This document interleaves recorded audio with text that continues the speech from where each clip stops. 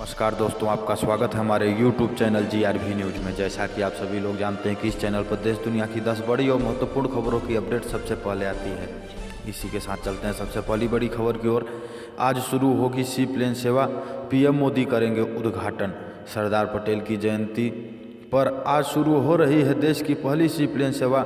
PM Modi आज केवड़िया में Ahmedabad river front तक सी प्लेन की सवारी करेंगे। बढ़ते हैं अगली खबर की ओर। भारतीय नौसेना ने दागी एंटी शिप मिसाइल, अधिकतम सीमा तक लक्ष्य भेदने की क्षमता। भारतीय नौसेना की ओर से शुक्रवार को एंटी शिप मिसाइल दागी गई। नौसेना ने गाइडेड मिसाइल कॉर्वेट INS कोरा की मदद से मिसाइल को दागा। बंगाल की खाड़ी में भारतीय नौसेना ने अपना परीक्षण किया।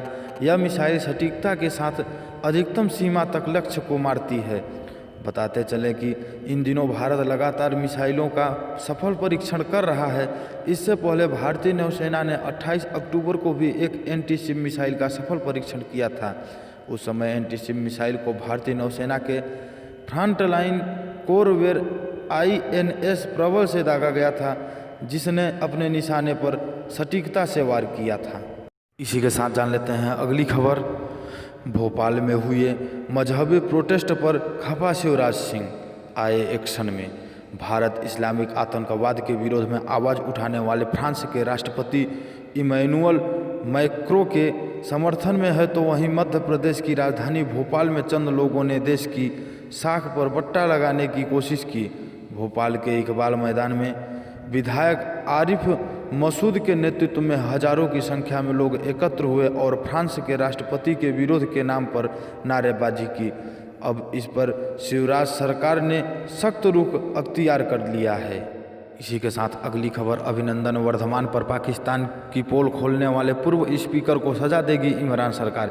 एयरफोर्स के विंग कमांडर अभिनंदन वर्धमान की रिहाई मामले पाकिस्तान और उनके सेना प्रमुख की पोल खोलने वाले नेशनल असेंबली के पूर्व स्पीकर अयाज सादिक को जल्द ही इमरान खान और सेना के जुल्मों का सामना करना पड़ेगा। उन्हें सच बोलने की सज़ा भुगतनी होगी।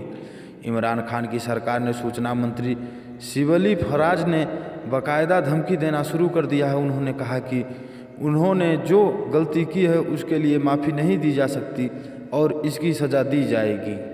इसी के साथ जान लेते हैं अगली खबर। दिल्ली की बसों में यात्रियों की लिमिट खत्म, अब जितनी सीट उतनी सवारियां कर सकेंगी सफ़र।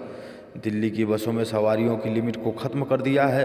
अब जितनी सीट है उतने ही यात्री बस में सवार होकर सफ़र कर सकेंगे। दिल्ली सरकार ने इस संबंध में LG अनिल बैजल को एक प्रस्ताव भेजा था। LG बैजल ने शुक्रवार को इसे मंजूरी दे दी है। हालांकि राष्ट्रीय राजधानी में कोरोना के मामले तेज़ी से बढ़ रहे हैं और पिछले 2 दिनों में लगातार 5000 से अधिक केस दर्ज हुए हैं। ऐसे में यात्रियों को पूरी सतर्कता बरतनी होगी। इसी के साथ अगली खबर। भूकंप के भीषण झटके से हिला तुर्क। इजमिर शहर में कई इमारतें जमींदोज। एक शक्तिशाली भूकंप के कारण तुर्क के शहर इजमिर में कई इमारतों के जमींदोज होने की खबर मिल रही है।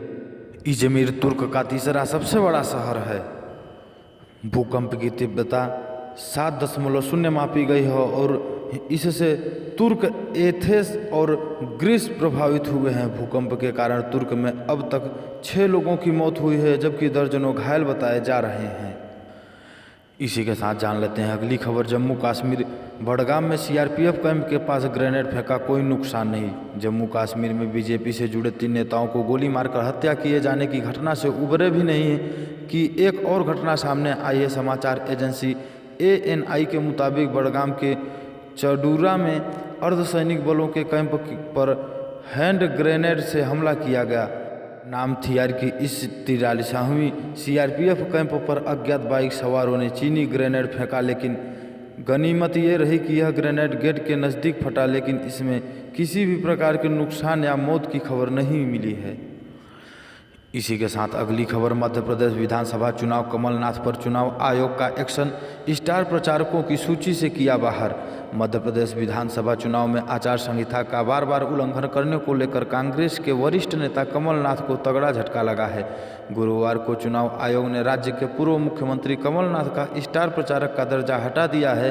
बता दें कि पिछले दिनों चुनाव प्रचार के दौरान राज्य के पूर्व मुख्यमंत्री ने महिला मंत्री के खिलाफ अपशब्द का इस्तेमाल किए थे। जिसके विरोधियों ने चुनाव आयोग से इसकी शिकायत की थी।